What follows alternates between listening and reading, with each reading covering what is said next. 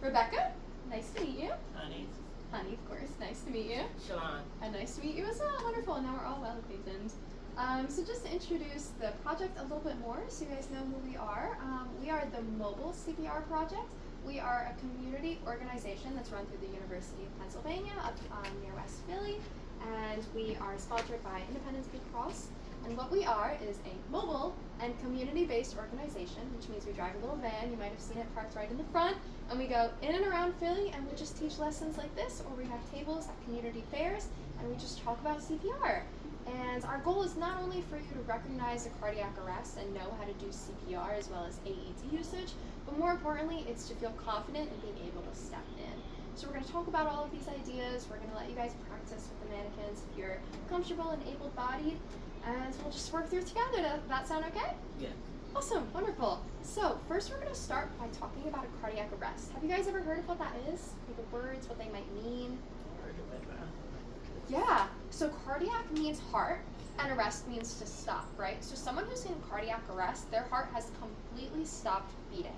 And what do we think someone looks like when they're in cardiac arrest? Are they standing up here talking to you like I am? No, yeah, so they're unconscious, which means they're laying on the ground. Now their eyes might be open or closed, but the main hallmark is that they're not breathing, and they're not talking, and they're not moving. And it doesn't matter what the cause of cardiac arrest was. We may have heard things like drowning or heart attacks, drug overdose, diabetes, hypertension, whatever it is, they all present the same way of not breathing on the ground, unconscious. Does that make sense? So we're going to talk a little bit about more what cardiac arrest is, what it looks like, but more importantly, we're going to talk about why it's relevant to Philly, because we want to know about our community, how we can step in to help, and things that feel relevant to us. Then we're going to talk about the first steps of what you do when someone's in cardiac arrest, and that is CPR. Sound good? Yes. Okay, so like we said, cardiac arrest, we know a little bit about what it looks like, but why is it relevant to Philly? Well, within the past year alone, just in our city, there have been almost 2,000 cases of cardiac arrest outside of the hospital, and knowing what we know about the heart completely stopping to beat, what do we think the survival rate was for those 2,000 people? Upper percentage of 100, what do you think? 10%? Yeah? 15? Lower, actually. We're looking about 7 to 8%. And the people who survive with their brain healthy is about like 4 to 5%. So we're looking at such fatal rates, and Philly is worse than the national average on those rates. And there are a few reasons why. One is because we have higher rates of risk factors like diabetes, hypertension, drug use.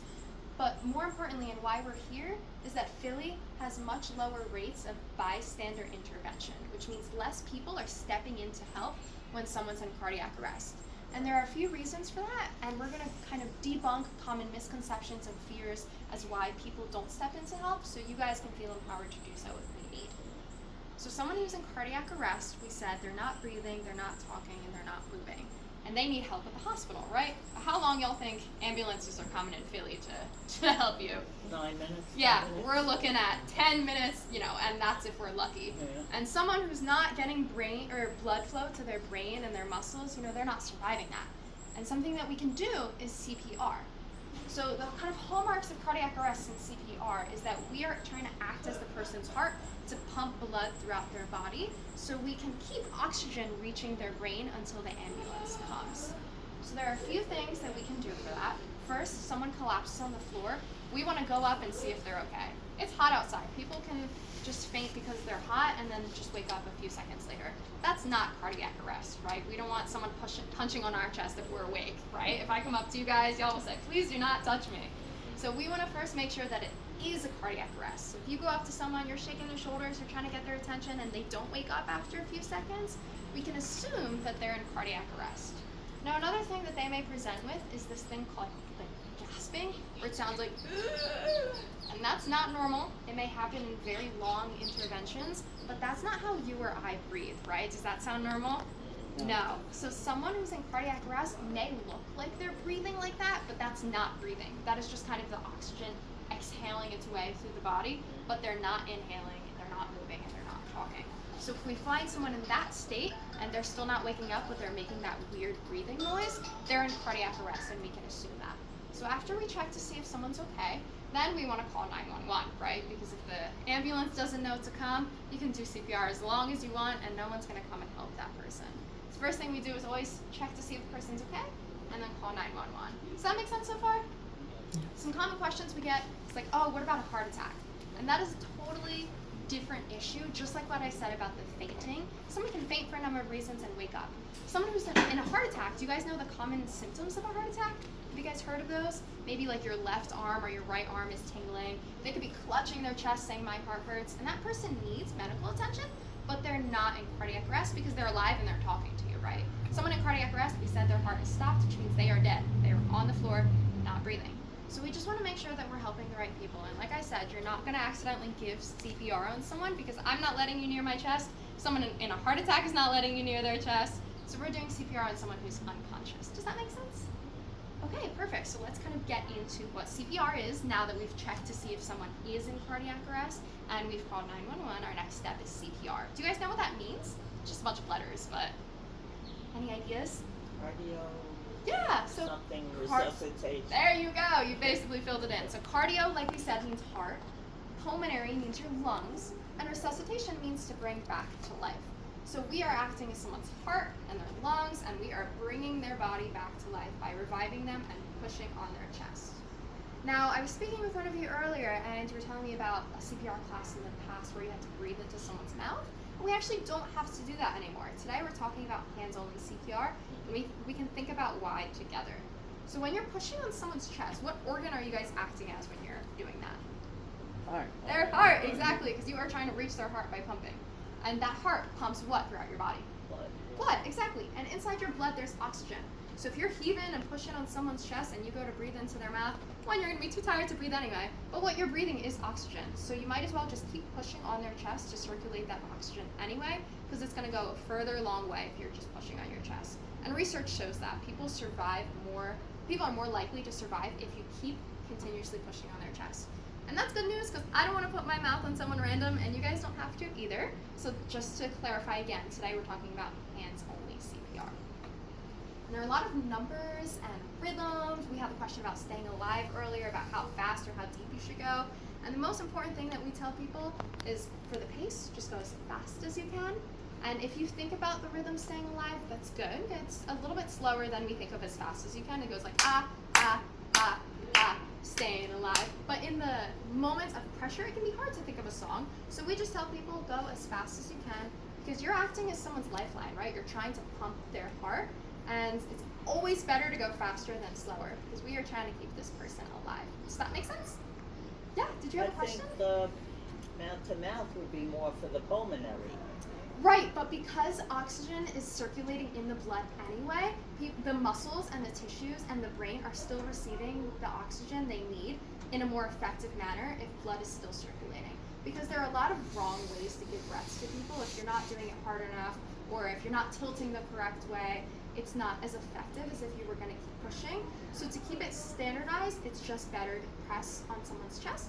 And again, research shows it's better for both the pulmonary and the cardiovascular system. Because at the end of the day, you just want blood pumping because that's what's keeping them alive. Does that make sense? Awesome. So we talked about as fast as you can go, right? Now about how hard you should go. Again, as hard as you can. So you're trying to reach someone's heart that is deep in their chest. And this raises a common fear that people ask, what if I hurt them? What if I break their ribs? And what comes of that? Well, the scary truth is if you're doing good CPR, you will break someone's ribs. And that can sound jarring, and the sounds and the noises that can come from that, and the idea of that can sound scary. But that's why we always want people to have all of the information first and realize that it's actually normal and good if you are giving good CPR and you're breaking someone's ribs. And I know that sounds scary, but it's not like their ribs are puncturing in and they're going to puncture their lungs and their hearts, because that's not really what happens. It's just a sign that you're reaching their heart. And that raises another important question of what if I get in trouble? And we can talk about that as well, because that's another reason why people don't give CPR. Right. And that's the biggest reason that we want to stress, you cannot. You never will get in trouble, legally or civilly. And let's talk about it. Let's say you give CPR on someone and they still die. You're never going to get in trouble. Let's say you give CPR on someone and you break their ribs, or something else. You're never going to get in trouble. And let's say you give CPR on someone and for some reason they didn't quite need it because they weren't yet in cardiac arrest, and that's a case that often arrives in like drug overdose, because the way that opioids work is they kind of depress your lungs to a point of when you stop breathing, that's when you go in cardiac arrest. But if for some reason you go a little bit earlier than before they're in cardiac arrest, but they're not breathing, it doesn't matter. The reason we teach hands-only CPR is because it is a standardized way that everyone can do it the exact same way. Nobody's ever going to get in trouble for doing it. And if you have good reason to believe that someone's in cardiac arrest and they're not breathing, they're not talking, they're not moving, you will never ever get in trouble. And that's why we tell people, one, you're never going to hurt the person more than they already are, because cardiac arrest is dead, right? I'd rather be alive with a broken rib than dead. And two, you're never ever going to get in trouble for doing it. Does that make sense? I think you should switch it. You should never get in trouble, then you're never gonna. Exactly, yeah, fair. But yeah, so we talked about going as hard as you can, as fast as you can, as deep as you can into someone's chest. We talked about the fact that we're doing hands-only CPR. Do you guys have any questions yet? Okay, good. So, yeah. This is for adult and infant. I was just about to get there. Nice job. Okay. So, what I'm teaching right now is for anyone maybe above the age of 8-ish, and I'll get into why that matters. So let's say we have like a 5 or 6-year-old, or like a toddler in front of us. You can use one hand because you can gauge that they have smaller bodies. You don't need as much force from yourself to push and reach their chest. So you could just do the one hand, and we're going to practice soon too. And then, if it's an infant, like a baby under the age of 1, we can have that child in our hands or in our lap, and we can do 2 or 3 fingers, 2 fingers, 2 thumbs, whatever it is. And we're going to talk about the placement of how we should do that in a second. But for anyone that you assume is above the age of 8, 9, 7, someone that looks big enough for you to use the force of both hands, you can do that. Does that make sense? Yeah. Awesome. And then as for where we do CPR, right, do you guys know? Is it the head, the legs? Where do we do CPR? Someone's chest, right? Because we're trying to act as someone's heart. And I want you guys all to feel right in the center of your chest here. We have really hard bone, and that's where we do CPR on people. And the common thing that is taught is to put your hand in between the nipples, but I think they forgot about women, and I think they forgot about different body sizes. So what we tell people is with your dominant hand, the heel of your hand, which is the hardest part of your hand, that goes lining up, not with the nipple, but the armpit, like that, right in the middle of someone's chest. And some common mistakes I see are people putting their palm in the center of the chest. But like I said, CPR is hard. We want the hardest part of our hands, which is the heel. And like I said, we're going to practice on these, going in the center of someone's chest, lining up with their armpit. Kind of like so. That's the center of someone's chest. And we'll practice together so it makes sense. I'm a person that needs to do things to understand. I don't just look in here to understand, which is why we'll do it together. But as for where we do CPR, it's on someone's chest, right in the center of your chest, pushing hard, as fast as we can, and as deep as we can. And no more breathing into people's mouths. Does that make sense? Do we have any questions, or do we want to get some practice going now and then see what questions arise after? Yeah? Okay. Are you all comfortable with grabbing a knee pad and sitting on the floor, or would you guys rather do it on the table? On the table? Table, yes. Okay, yeah, let's Thank do you. the table then.